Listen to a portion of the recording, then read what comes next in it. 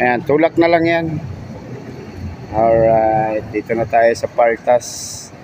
Padala natin yung generator sa Narbacan. Oh, kunin mo oh. Yung pula. Ayan, picturean ko lang sir ha.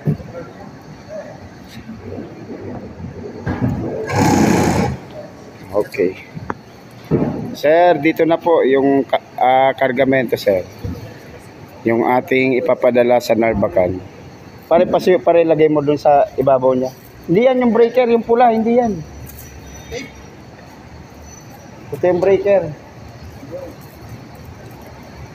Paikot mo nga to tol, ikot mo na makita yung modelo. Ikot mo.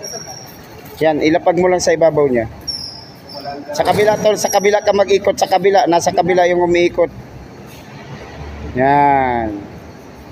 Ikot mo, sige. Ayan na po sir, kasama yung breaker, ATS breaker. Galing na nga yung...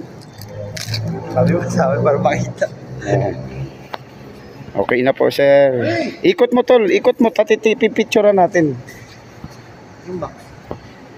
And 12 kVA. Dito yan sa Partas. Partas Cargo. Mga biyahe po yan pa Ilocos Sur, Ilocos Norte.